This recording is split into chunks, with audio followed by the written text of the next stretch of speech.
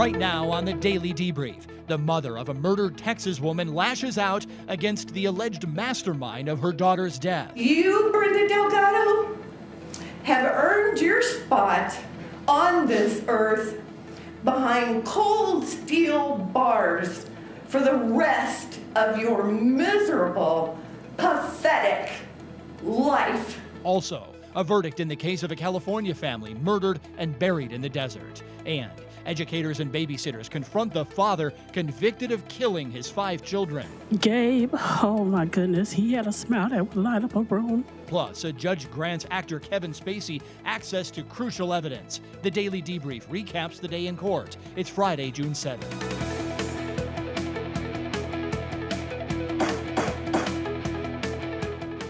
Welcome to the Debrief, everybody. Angela Dorn, Michael Bryan along today for analysis. It took a Texas jury only 20 minutes to reach a verdict in the case of a woman accused in an alleged love triangle murder-for-hire plot which left a young dentist dead.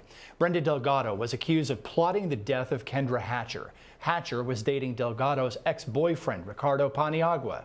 Prosecutors said Delgado paid triggerman Christopher Love in money and drugs to shoot and kill Hatcher. Getaway driver Crystal Cortez pleaded guilty and agreed to testify against Love and Delgado. Love was previously convicted and is on death row. Here is the verdict for the alleged mastermind. Unanimously find the defendant guilty of capital murder as charged in the indictment. Yeah. Thank you, ma'am. Brenda Delgado, please stand. The jury having found you guilty of capital murder, it is therefore the order, judgment, and decree of this court that you be taken by the Sheriff of Dallas County and by her safely held for transfer to an authorized receiving agency wherein you shall be and transferred to the institutional division of the Texas Department of Criminal Justice wherein you shall be confined for the rest of your natural life. Good luck to you, ma'am. Good luck to you. That was a little bit harsh. I've seen judges wish defendants luck in ways that might promise to better themselves, that is for the defendants, but not quite like that tone. The verdict and the mandatory sentence came after these closing arguments. Lies, lies, and repeated lies, because she's guilty. Innocent people don't lie. Innocent people don't walk in when a police detective is asking them questions and lie to them about things they have no other reason to other than the fact that they're guilty. Detective Barnes, when they first started talking, what he said was, "What were you doing the day of the murder?" You know what was really interesting is that Brenda starts out by telling you what she was doing, and the day starts at noon. The day started at noon, and then it moved forward. Now, why do you think she wasn't telling Detective Barnes what she was doing that morning? By the way, he called her on it. Wait a minute, what happened that morning? What happened that morning is that she was at Jack in the Box with Crystal Cortez and Christopher Love. At 10:30 in the morning, the 3 of them were there, and you know very well what they were doing. Finalizing this unbelievable plot to kill Kendra Hatcher. Here's how the defense unsuccessfully tried to convince jurors that the triggerman and the getaway driver acted without any input from the accused mastermind. There is no do-over if you get the wrong verdict here. They have not proven this case beyond a reasonable doubt. There are too many holes in Crystal Cortez's testimony. No conviction can be laid upon that. And you know she lied to you again when she said the cell phone broke about a week before. We know that's not true. The SIM card can't be exchanged. We know that's not true.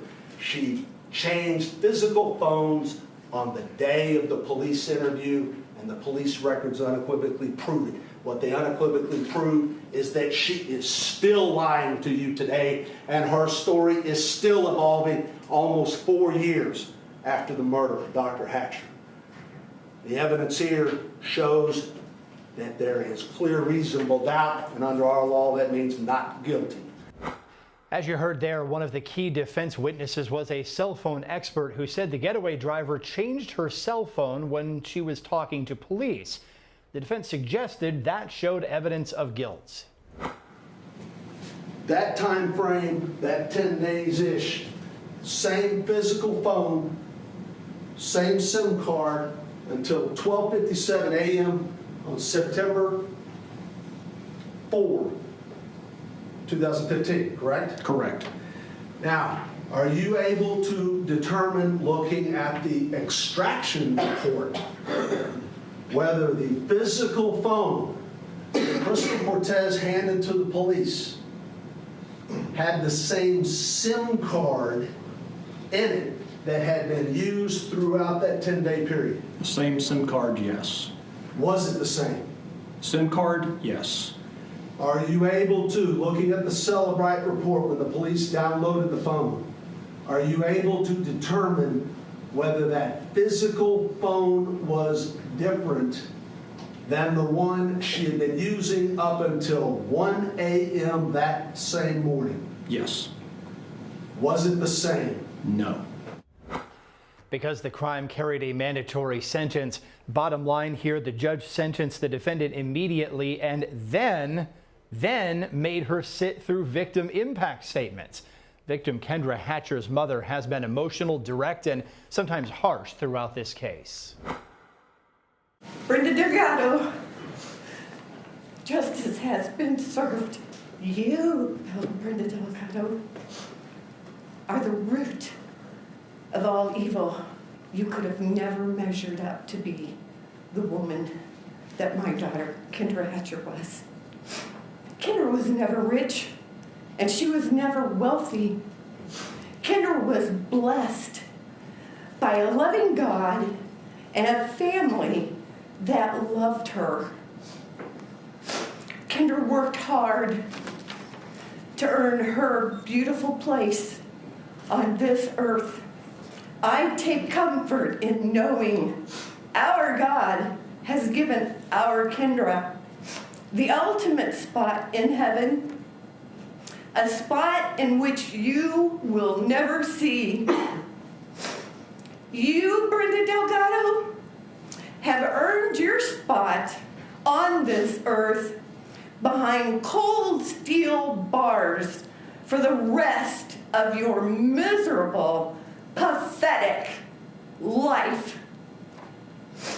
And if justice could have handed you a death sentence, make no mistake, I would have been there front and center.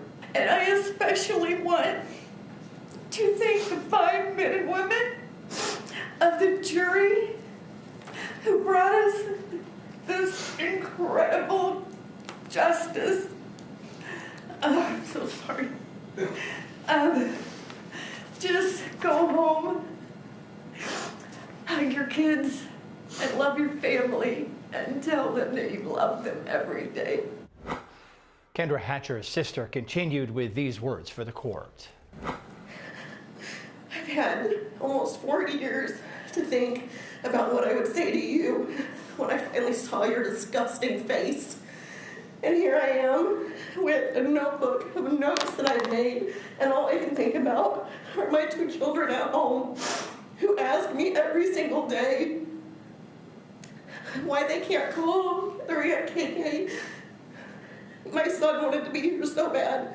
He was 8 when you had my sister executed. My 5-year-old is her goddaughter, and I'm pregnant with our 3rd that will never get to meet Kendra. Because of you. Because of your evil. Because of your envy, as they so perfectly put it. No matter how envious you were of any human being, it does not give you the right to destroy lives. Many lives, your own family's lives, our lives, Kendra's lives, my children's lives. Who the hell do you think you are, Brenda? You will go down in history as one of the most hated women in Dallas, possibly in America, and soon you'll be forgotten, but Kendra's legacy won't, because we'll make sure that it's not. You can't even look at me. Wow. After Brenda Delgado went off to prison, the judge sentenced getaway driver Crystal Cortez. Cortez's sentence was contingent on her testimony in this case. the judge decided Cortez should go to prison for 35 years for her role in the death of Kendra Hatcher. That is the deal Cortez struck with prosecutors.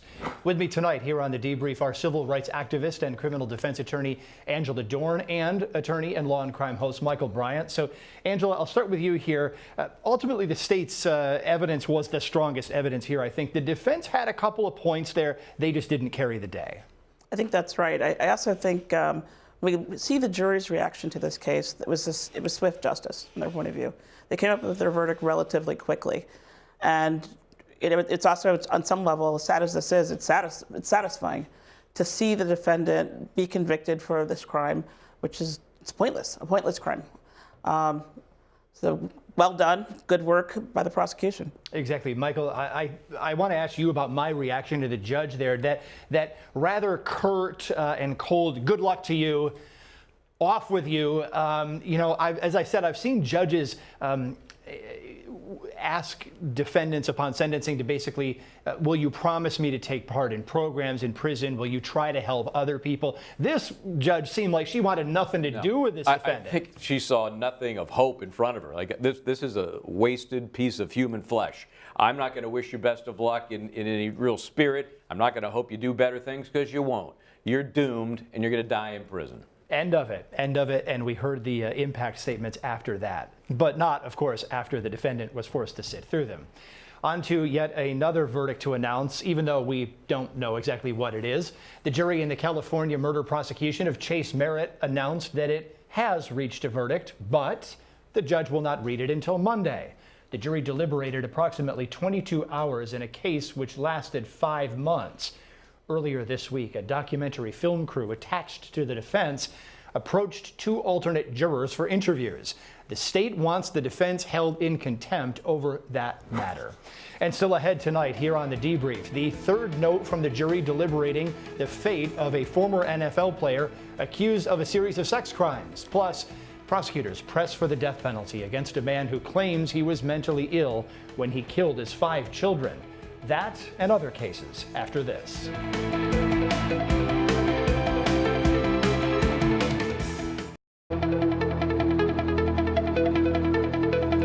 The judge overseeing the sex crimes prosecution of actor Kevin Spacey has demanded that the accuser's cell phone be handed over to the defense. Spacey appeared in court this week to demand access to that phone. The defense claims the accuser deleted messages which make Spacey appear innocent, but the defense needed access to the phone to actually test it. The judge agreed that the defense needed access to the evidence and ordered the accuser, his mother, and their attorney to hand over anything they have. The Georgia Supreme Court will release an opinion on Monday in the case of a man soon to be tried in the death of a beauty queen. Ryan Duke is accused of killing Tara Grinstead and then asking his friend, Bo Dukes, to help cover it up. Attorneys for Ryan Duke asked the high court to get in the middle of the case before trial because they say they needed money for experts and an investigator. The trial judge denied the defense requests. We will bring you the high court's decision on Monday. A California jury is deciding the fate of Kellen Winslow II, a former NFL player accused of rape and other sex crimes. 5 women took the stand to accuse Winslow of the list of crimes on your screen, some in multiple counts. The jurors asked for additional evidence as to accuser number 3. They also wanted a readback of testimony from accuser number 4 and one of her friends.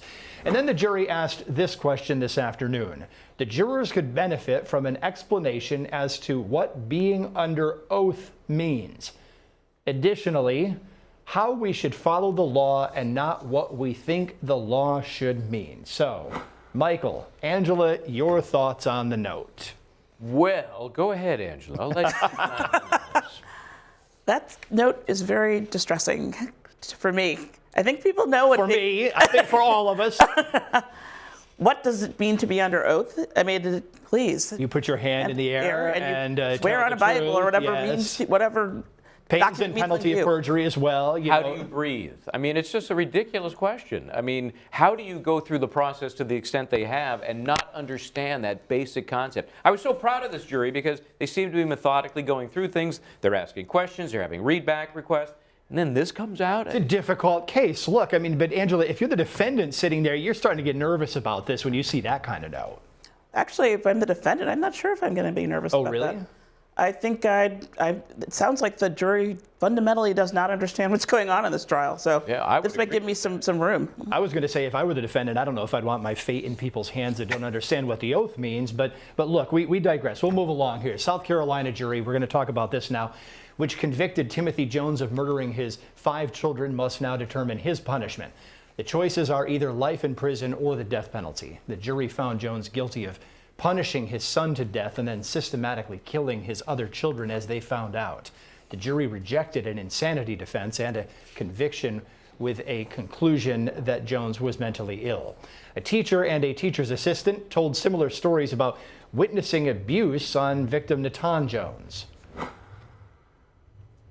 Timothy Jones got upset with Natan. He choked him around the neck and pushed him against the wall as he held him there. Child has a bruise on his neck that resembles a thumb and a fingerprint. When you talked to Natan, did he give you any story that differed at all with this? No, sir, it was the exact same. Who did he say did it? His father. When he told you this, what did you tell him? All I could tell him was, I'm sorry.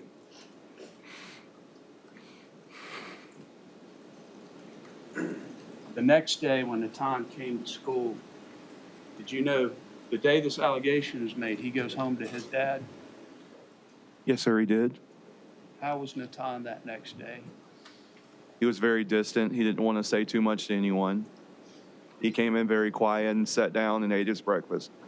Following this incident, this DSS allegation, did you see any change in the defendant Tim Jones' communication or reaction with the school or with you specifically?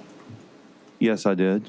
The communication I had kind of ceased and desist. There was no more communication from that point forward.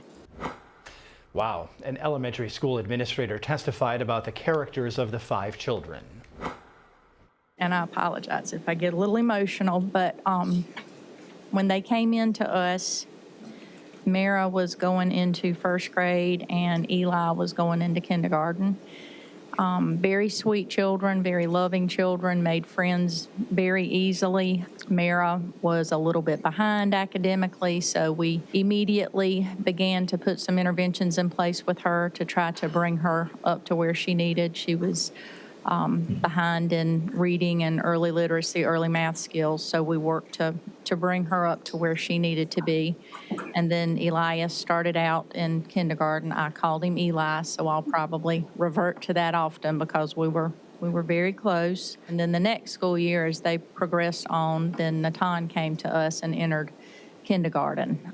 So got to know Natan as well. They were wonderful children, made friends easily. A babysitter to the children provided a similar description of them all. Gabe, oh my goodness, he had a smile that would light up a room. He always wanted to be held all the time. So I would do nothing but hold him, and he just wanted to do everything his older brothers and sisters did. Whatever they did, he wanted to do it. Elaine, you know, she very bubbly, sweet baby, wanted to be held too. Just.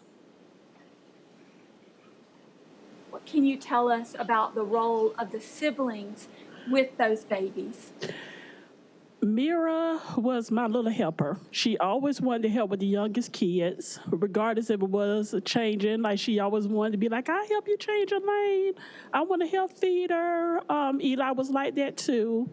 Just to know these kids and they would have an impact. No matter if you're having a bad day, just being around them. Returning now for analysis, our attorneys Angela Dorn and Michael Bryant. So Angela, I really love the testimony of that last witness because she really gets into the character of these children, and they just sound so precious.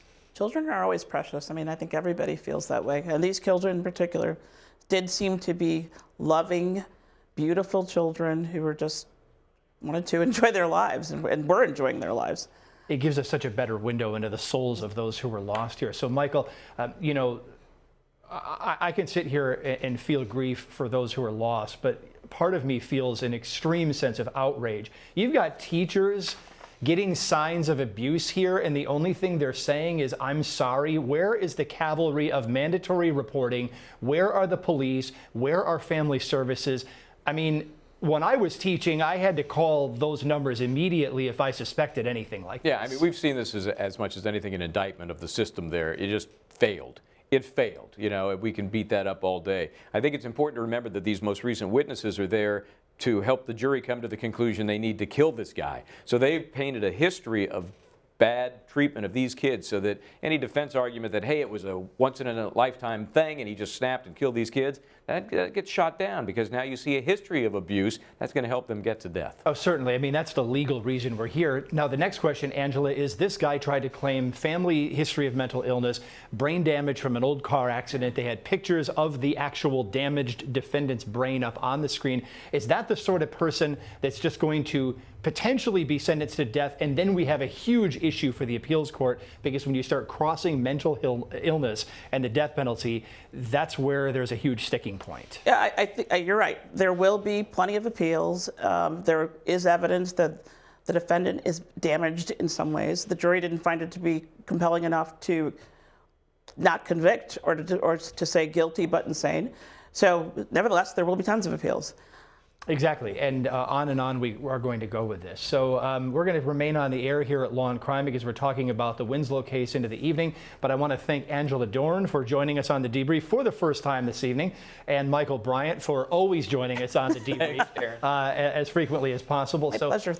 I'll be sticking around for the evening as we wait to see if the jury in the Kellen Winslow case indeed comes back with a verdict. For those of you watching just the Debrief, though, we'll see you back on Monday. Have a good weekend, and I'll see you back on the network in a second.